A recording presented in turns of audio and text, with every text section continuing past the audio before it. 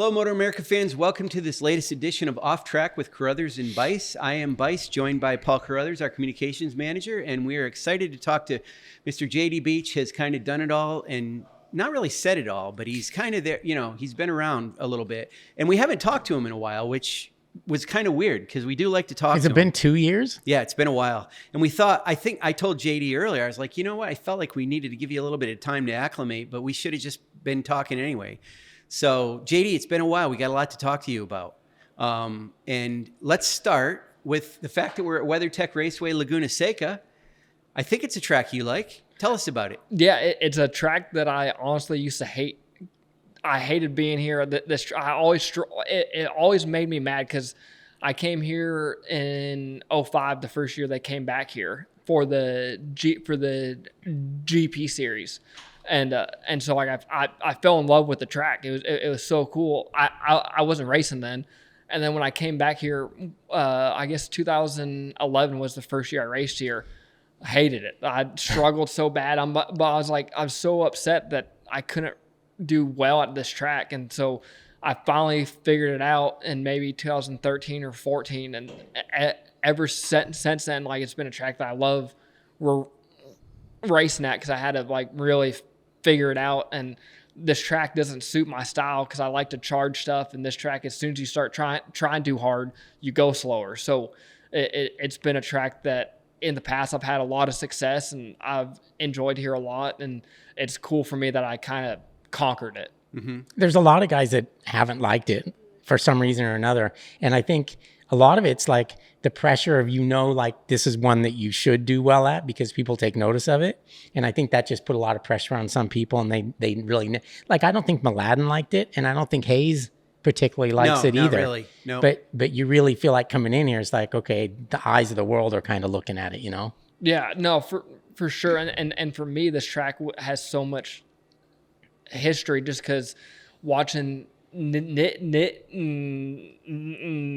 get his first win here, like I was here. Yeah, it was amazing. And then I watched him win again the next year, and so like just the excitement being American, him winning here, it was so cool. And so then when I came here to race and I didn't do very well, I'm like, what the heck's going on? But I suck. Yeah, I suck. And and for me, always, Nicky grew up racing flat track, and mm-hmm. I grew up racing flat track, and he got his first GP win here. So why should I not be fast here?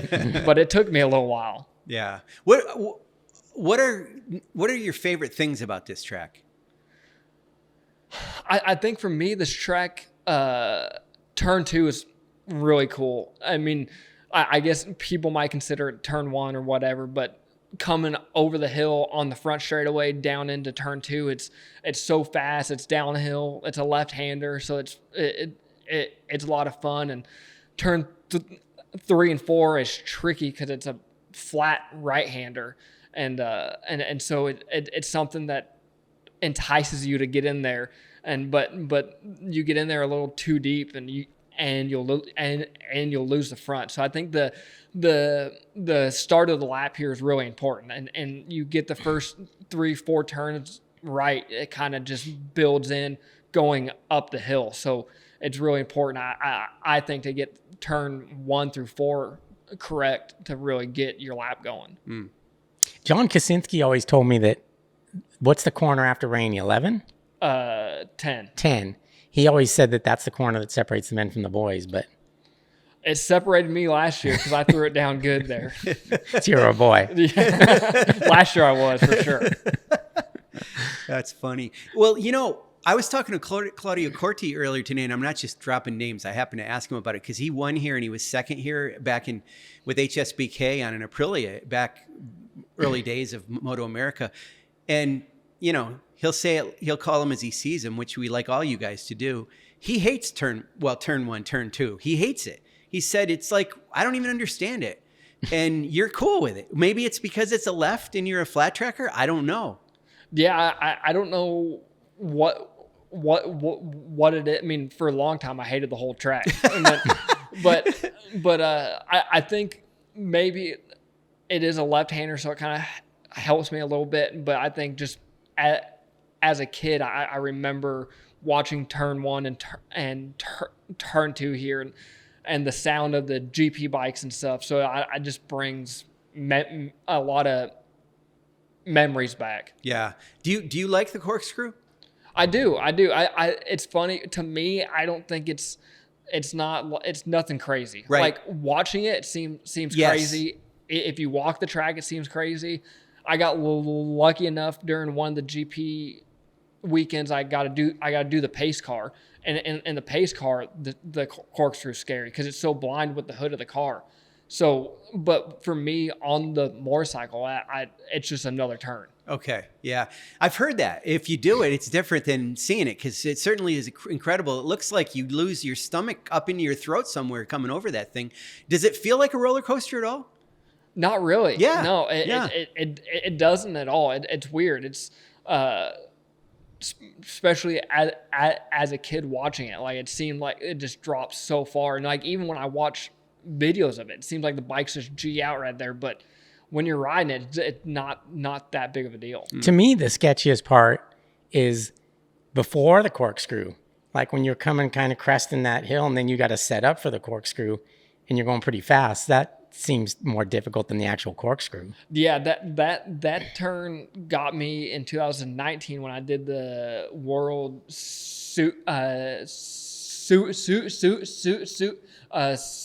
round because I did World Superbike and the MotoAmerica. Yeah, but somebody ran into you though, right? Yeah. So that turn I don't like that one. Yeah, it happens a lot up there. Yeah, that one my neck still hurts every morning from that. Wow. Yeah. I remember Chandler got taken out up there one year by Yeah. somebody. Yeah. Was that Yanagawa? That was, Yeah, I think he it broke was. his clip-on broke off or something in that. That's crazy. I think the guy that hit me just forgot to stop. Well, I could see it happening. Yeah.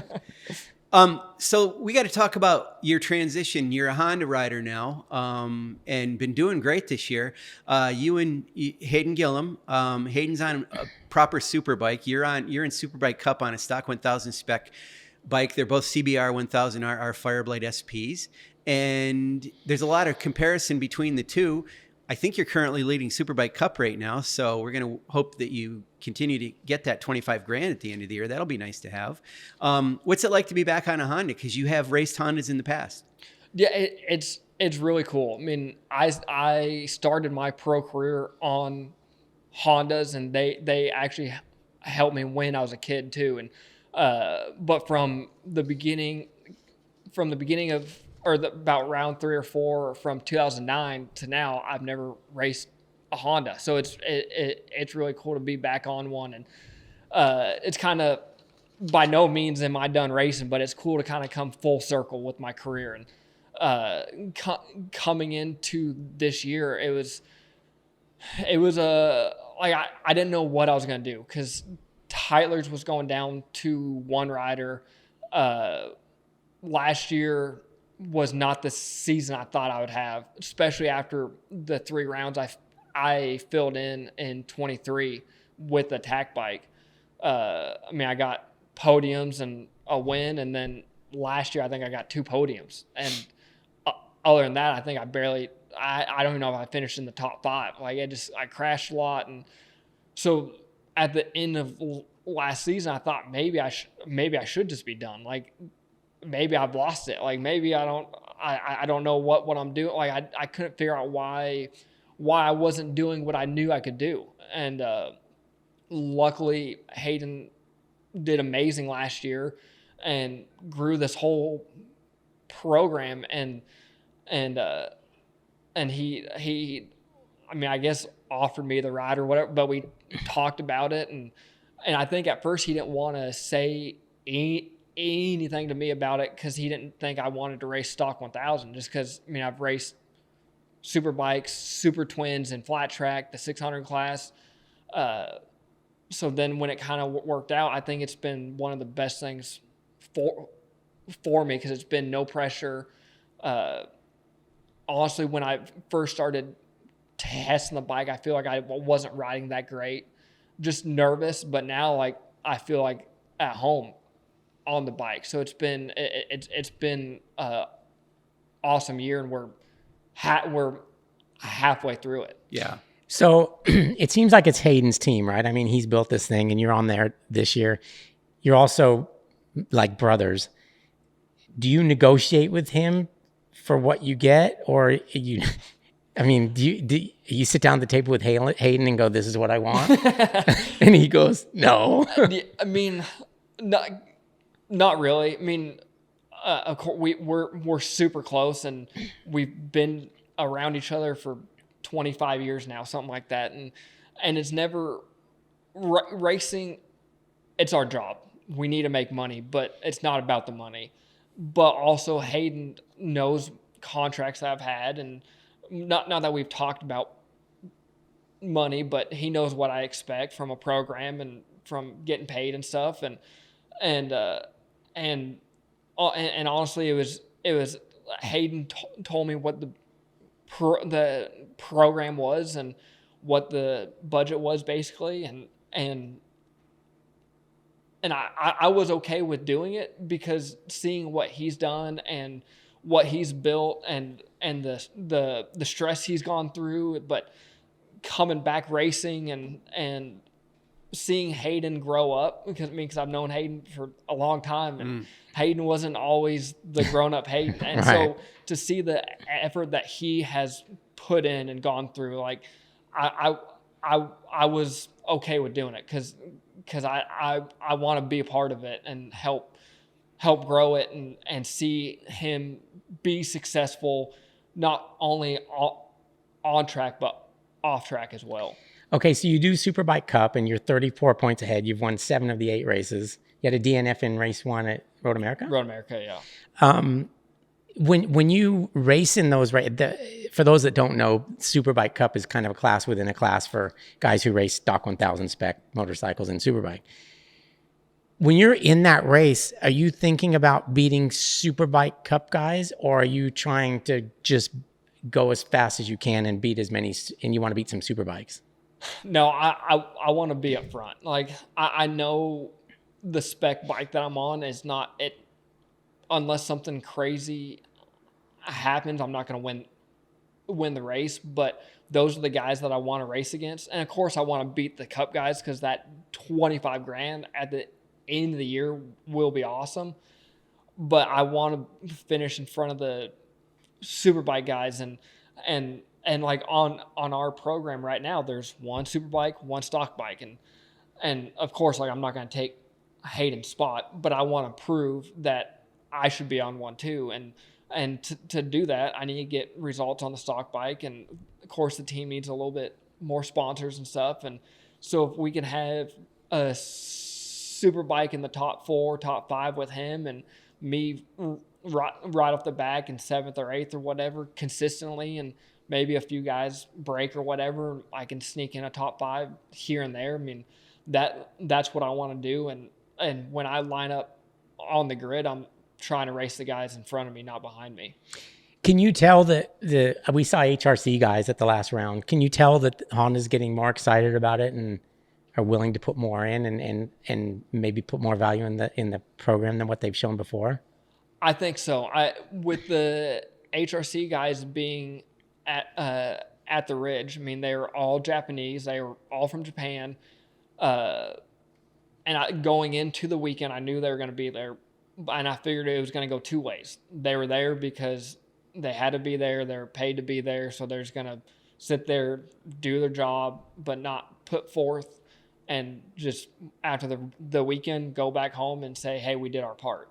Or they were going to come in and want to be a part of it and be enthusiastic, and it was the later. I mean, they were there all weekend. I mean, every day, and during the race weekend, at least on my side, they didn't do a lot. They just looked at the data, took notes, listened to our debriefs, all that stuff, but then we stayed to test with during the track days on Monday and Tuesday. Sunday night, like, we made a plan. They made a plan of what they wanted us to try. We told them what we wanted to try, and just it was a really cool weekend, and I think it was a big deal for the Honda guys to see that we do care and we know what we're doing, and we're going to put forth the effort to do the laps, to do the work. And so I think overall it was great for both sides, and we'll see where that takes us. So we know a difference between a super bike and a stock 1000 bike are pretty big, but for you guys, you're on the same model of motorcycle. So outside of the fact that one's a super bike and one's a stock 1000, how different is the setup, the way Hayden rides a bike and the way you do? The setup is way different. I mean, because he's 5'12" is what we like to say. I'm 5'6". I mean, I'm 138 pounds. He's probably 188 pounds. And so, and our length, I mean, it just way different. Like, for me to sit on his bike, I'm stretched out because his bars are so far down, or so far forward. His foot pegs are way down.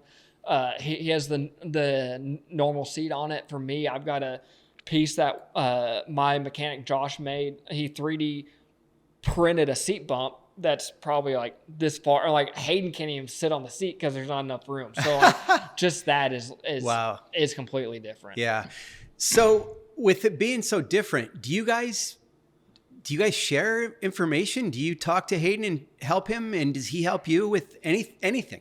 Yeah, we do talk, because like, even though the setup's not the same, the way we trend doing stuff, maybe with a fork spring or whatever, like we go in the same direction, just not the same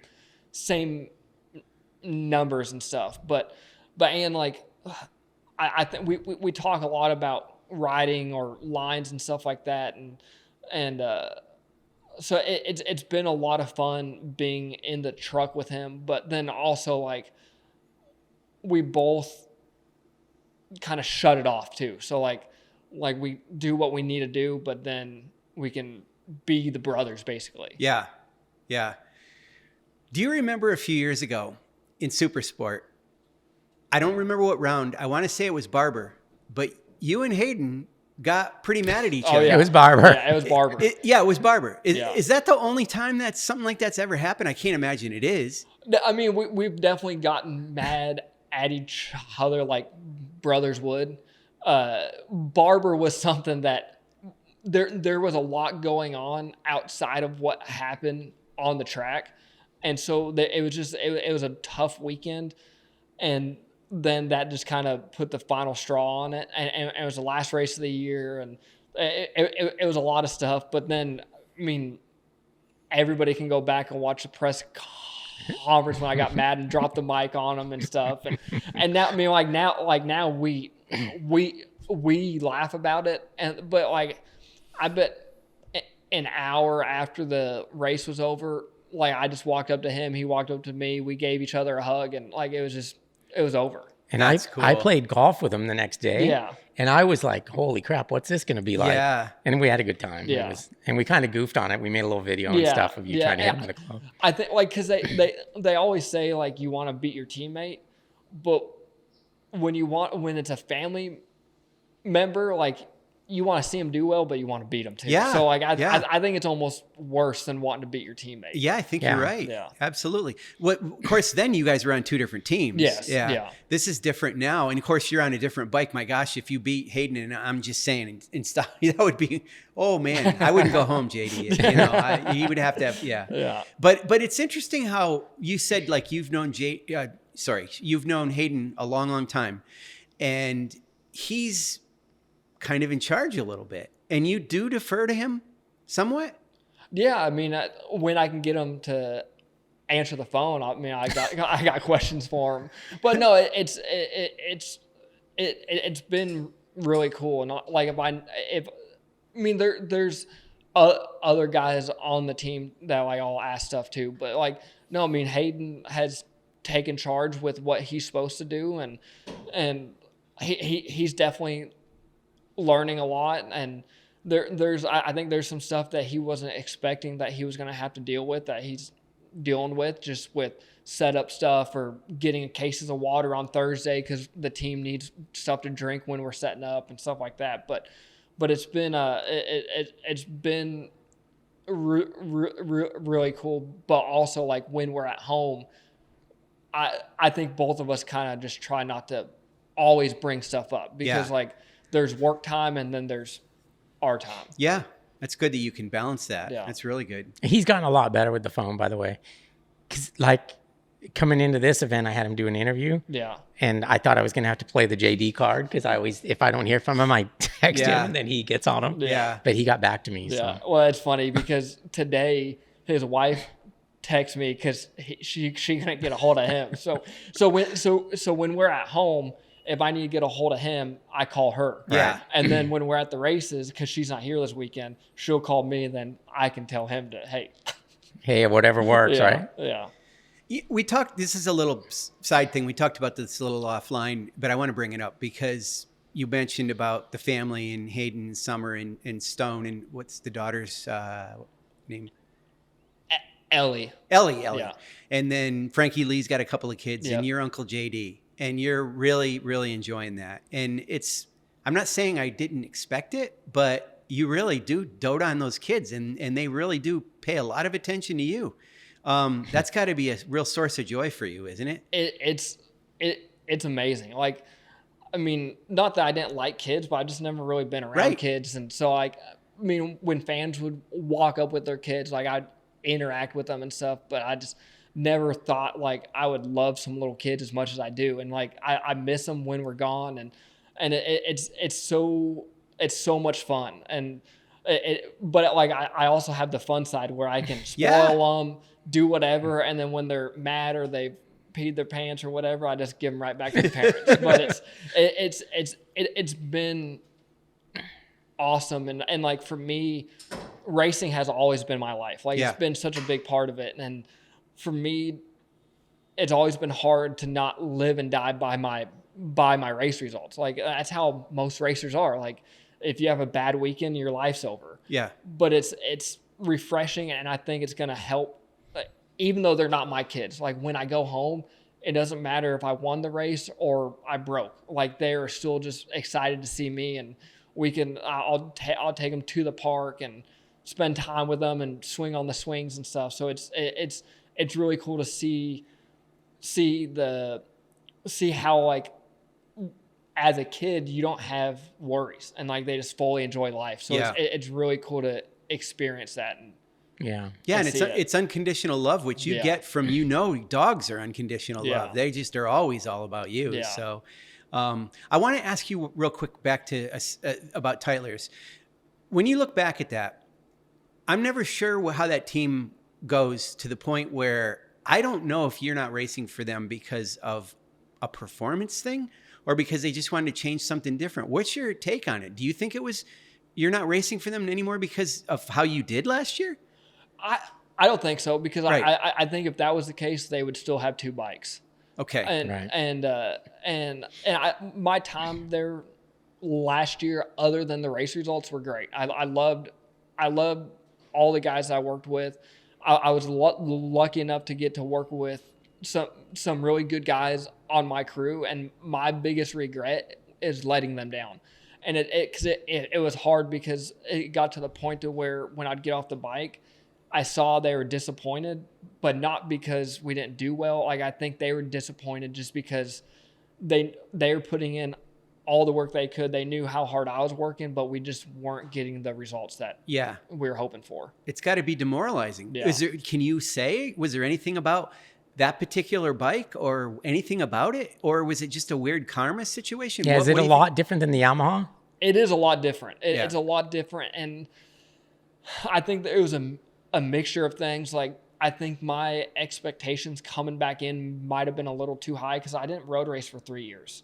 So, like, I mean, that's a lot that you kind of lose a little bit, and it was not as fine tuned as the tack bike, and so it was a little bit harder for me to get used to. And for me, when things aren't going right, I just try harder. And sometimes when a bike's not working well, when you try too hard, you throw it down, and so it just kind of snowballed the whole time. Yeah. Well, that just reminded me of something that I haven't told you this, but you told me something, and I went around and talked to every BMW rider that I knew and asked them the same question. And you said, on the Yamaha, the window's about that wide. On the BMW, it's a lot narrower. And Cameron said it. Sean Dillon Kelly said it. Even Danilo Lewis kind of spoke to it as well. It's just, that's maybe a characteristic of that bike. I'm sure if we could talk to your old teammate Garrett Gerloff, he's probably going to say the same thing when he was on the BMW. Maybe it was a window that was very narrow for him too. It seems like everybody understands that. Yeah. And I think for me, if I was on it again this year, like I don't quit. I don't give up. No. So I think I would like to hope that we would have figured it out, but that's just part of racing. Yeah. Ron Heben told me something one time about you. This is Oh, something no. else I don't think I told you. He told me, and I think it was when, I don't remember what the transition was actually, but it was like, you just got to give JD a little, I think it was when you went from what, Road Race Factory to Yamaha. Yeah. I think I remember saying he just needs a little bit of time to get kind of used to it. And that's kind of what happened with you. You picked it up after a little bit. Do you think it takes you a little time to acclimate? I don't think it does, but if you look back in history, it always does. So I think that might be a little bit of my OCD. Like I like things a certain way, and I work on things, and I think it does take me a little bit of time. But with the teams that are okay with that, and they know how I work, and that I don't give up, that it works out. It's not always the best way to go about things, but if you have the time, I mean, it'll work out. And you mentioned the OCD. It's like you're very particular about, where things go, and I know you're like your Thursday preparation. What goes into that? I'm surprised you're even talking to us on a Thursday because it wasn't in your schedule. But that's just how you operate, right? Yeah, I mean that's how I am day to day. Like that's how I am at home. That's how I am at the races, and I've figured out how to kind of live with it a little bit better, because I think I was maybe a little bit worse with it, but my family around me knows that that's just the way I am, and it's something that it's a blessing and a curse. But I feel like especially during race weekends, I've gotten better with going with the flow a little bit, and not. If something's not placed or cleaned the way I want, I'm okay with it. How's Hayden with the truck? Is he clean or? He's a little messy, but like we've been around each other long enough that I just go behind him and pick stuff up. And I know that's how he is, and he's okay with the way I am, so I'm okay with the way he is. So it's I'll clean stuff up, and because we're doing a thing that, this year with the fans where for each race weekend, for each of us we sold custom hats, our race shields, our knee pucks and stuff like that, and I organized it all. And so like at the end of the race weekend, like I take all of his knee pucks, I take his hat, I take his race shield. The next race weekend I replace it all, so it's all ready to go, so he doesn't have to worry about it. Then I have him sign stuff, and then that's cool. But it's never a question. Like he doesn't care. Like it's just he wants you to easy. Control it because he doesn't. Yeah. So, do you ever reload the dishwasher after somebody loads it? I'm not that bad. Okay. I'm not that bad. Yeah. I have one of those. Yeah. They're like, if somebody washes my dirt bike and it's not the way, I'll rewash it. Yeah. Yeah. Got to do that. Okay. Sorry, I'm not fixated on the Tytlers thing because Honda's been great. It's terrific. Seems like everybody needs a couple of years. I mean, it wasn't long enough. It was like you didn't even really get used to it, So I'm not really expecting you to have to comment on that, but I would say that's pretty tough to come in and change the world in a year. So yeah, it's not easy, right? But that's the sport we live in. Yeah, I mean, it's crazy. I mean, I can't count the times that people get 1 year, and even in GP, you might get 3 or 4 races, and then that's true, cutting you loose. And I've been lucky and blessed enough that I haven't really had to deal with that until last year. But I mean, that's what we sign up for. Yeah. You seem really happy, in the paddock the last couple of years or since you've been back. Do you miss the dirt track at all? I mean, I'll always miss it. I mean, that's just the racing part. Yeah, is that the part you really? Yeah, I mean that's what I grew up doing. But I think for me, it's hard to put it in words, but road racing is where I feel at home, and I love being at these tracks and this racing, and flat track will always have a special spot in my heart. But as long as I can, I want to keep road racing. It's a lot easier to clean your stuff after. It's way easier to clean myself. Yeah. Especially with like that. I mean, Right. I have an OCD, you know, for sure. Yeah. You've been pretty healthy, I think. You haven't had any injuries in a while, have you? The end of 22, I destroyed my ankle, but that was the last big thing. Last year, I was hurt quite a bit. You were? But nothing broke. It was just a lot of soreness. Yeah. From going down? Yeah. Okay. Yeah. Not from off, you know, because when you did your ankle, wasn't that moto or something? Well, to go into I won't go into the whole story, but I did it flat tracking and moto. Oh. And so it was something, it was a small injury that turned into a medium injury, turned into a bigger injury, and then I just destroyed the ankle. And it's okay now? For the most part, like when it gets cold on a road race bike, I have to have the team move the shifter because my ankle doesn't move as far. No kidding. So like when it gets cold out, my ankle gets tight. But I can still go out and run. I can run, but probably 6 to 8 miles or so, and then my ankle, my knee will start hurting. So then I kind of got to stop after that. But for the most part, like day to day, it's fine. Yeah, it's almost you don't limp. You seem fine when you walk. If it's cold, I will. Oh, you will? Yeah. Okay. Yeah. All right. Now I want to ask you about something from your Supersport era days. The last part of your Supersport, your teammate was Garrett Gerloff, and help me with this a little bit. He won the first. It was 3 years. Well, I'm talking about these 3 years. Yeah. He won the first one. You won the second one. No, I was first in 15. Okay, you won in 15. He won in 16. And there was sort of an unspoken thing within that team and other people that knew. Whoever wins that third one, the rubber game of that 3, is going to go on and have a superbike ride. And it was Garrett Gerloff. And it was heartbreaking. So let's talk about it again. Yeah. No. I mean, I've never had a chance to talk to you about this. Yeah, but it is something that I still think about it. Yeah.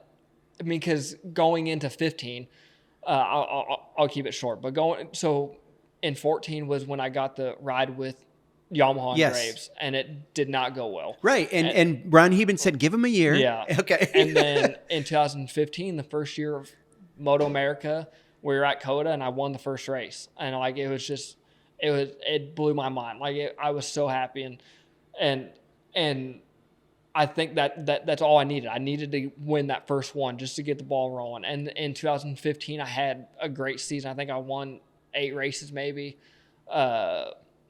Beat Josh Herron for the title. Like it was for me to beat Josh Herron. Like I couldn't believe it because of what he had done on a 600. Then he won the Superbike title, went to Europe, came back, and I think I got a little lucky because he was on a rebuild year kind of, but to still beat Josh Herron was really cool. And then so going into 16, like I was feeling good about myself.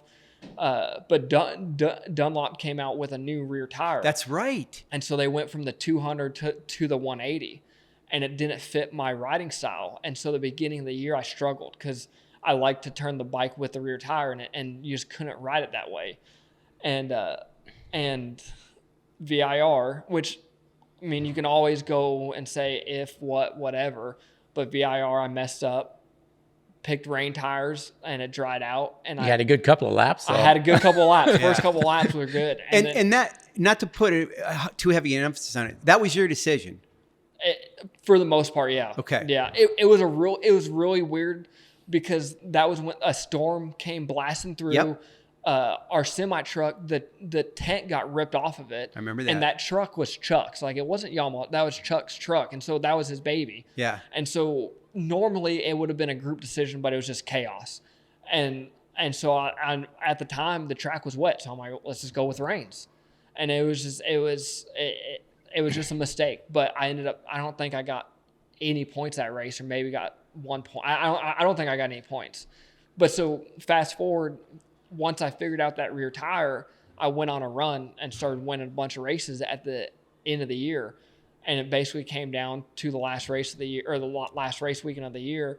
And I mean, I got nothing but respect for Garrett, but I wanted to beat him. Yeah. And so at the last race of the year with the M4 guys, it was Cameron, Peterson, and DeBeese. And so I needed people between me and Garrett. So all of qualifying, I'd go out, set the fastest lap.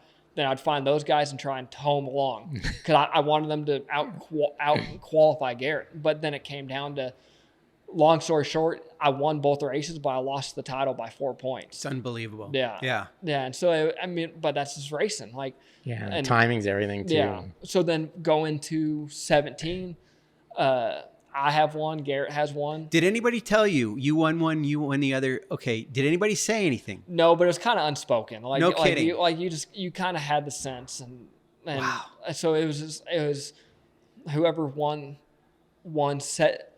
17. Basically, you're going to be taking Josh's ride, and so 17 going into the season. Garrett and I were testing and stuff, and I mean, he had gotten in better shape. He had lost some weight because he was doing a new diet thing. Because that's one thing, Garrett, like when he goes all in on something, he's all in on something, and he's always been in great shape. He's always been lean. But I remember 16 to 17, he was lean. He looked ready to go. So I was going to outwork him. Like we were on the same bikes. We were doing the same. So I'm like, if he's doing this, I'm gonna do more. Like, it's just like if we're at a track, if somebody does 15 laps, I'm gonna do 16 laps. So it just got to the point to where in 2017, I was young and I wasn't smart, and I had great people around me. I had a great trainer that I still work with, but I would do what he told me to do.